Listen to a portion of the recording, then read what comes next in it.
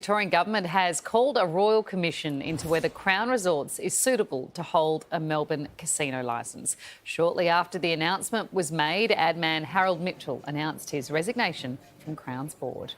What is important, particularly now we've seen a number of resignations from Crown, is that we establish this Royal Commission, because that is the way we can actually make sure that we have got a casino that is operating suitably here in Victoria. It comes after a New South Wales inquiry ruled the company was unsuitable to run a casino at its new Barangaroo site. The minister denies the government was slow to act. We only got a copy of the Bergen report when it was handed down on the 9th of February. The findings in there were so severe that the most appropriate course of action to protect Victorian interests was the establishment of a Royal Commission. ABC business reporter Daniel Ziffer is right across this story and he joins us now. Dan, just how big a deal is this? Look, a Royal Commission is substantial. As we've seen before in other fields, they can compel people to answer questions. They can force companies to give documents. They can go searching anywhere they want. So to a Royal Commission, non-disclosure agreements mean nothing. So for Crown, another searching examination similar to the one that it's had in New South Wales, similar to the one it's going to undergo in Western Australia, but here based in Victoria where their largest and most substantial casino is. So given the one in New South Wales, did the Victorian government have no choice? Pretty much. I mean, the biggest question was the credibility of the Victorian regulator. So many of the things exposed in the New South Wales inquiry occurred at the Victorian casino under the watch of the Victorian regulator. And yet they were the ones who had given them a clean bill of health only just recently and were set to run a new inquiry into their suitability. That just wasn't going to wash. They don't have the credibility required. So as a result, a Royal Commission with an independent commissioner, a retired judge, who will basically ask the big question: is Crown suitable to hold the licence that it does? Big questions. Royal Commissions are very complicated affairs. Why then is the time frame for this so short? And should they have gone for this, given that there was already a review, the government had brought it forward? Did they need to go down a Royal Commission road at all?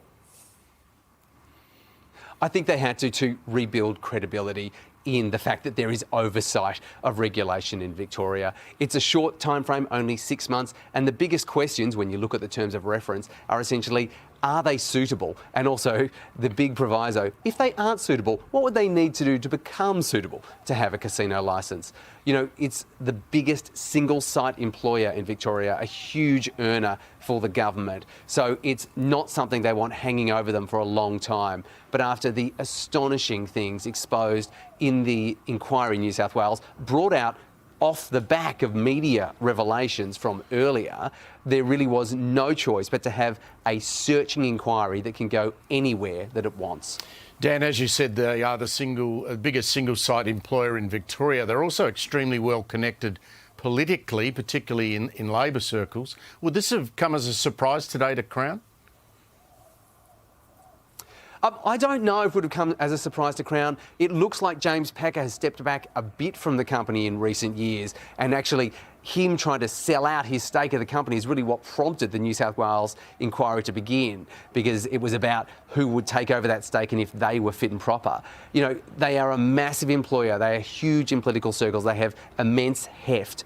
But once Royal Commissions start, they are very public. Everything is in the open. They can search for anything they want. And it really does change what we might know about Crown, and particularly how it's interacted with regulators like AUSTRAC, who look after money laundering, and with the Victorian regulator that only recently gave it a clean bill of health. And intriguingly, of course, they also have a casino licence in Perth. There's a state election on there very shortly, and a lot of pressure now on Mark McGowan, the Premier there, to instigate an inquiry of his own. Yes, well, they have brought forward an inquiry over there, and in fact their inquiry is going to look at the regulator, which is not a bad thing when you consider that the Chief Casino Officer of Western Australia recently stood aside because he liked to take fishing trips with people from the only casino that he regulates. So their inquiry, like the one in Victoria, will examine not just the institution, but the regulator that has meant to have been looking over it, and yet all of these things have occurred under their eye. Hey, Ziff, I think this idea of the jobs created at Crown will keep coming up whenever they're mentioned. But isn't it a bit of a moot point? Because in reality, say Crown shuts down, surely a new casino will open up in that very same building and employ the same amount of people. Absolutely. Look, the value of Crown is not in the shiny buildings they have or the locations. It's in 3 pieces of paper, which are the licences they hold to hold monopoly casinos, the only casino in Victoria, in Western Australia. They want to be the second one in Sydney. And the only way they can have those pieces of paper is by being a fit and proper person to run a casino. So, yes, they do employ a lot of people. They cause immense revenue for the state government. They also costed a lot in social harm. So we will see what happens through this really searching and exposing process. We certainly will, Dan. Appreciate your time. Thank you. With so much content online, it's sometimes hard to keep up with it all. And let's face it, who has the time? The Project YouTube has you covered with the stories that matter. Hit subscribe for a daily list of the news that you need to know.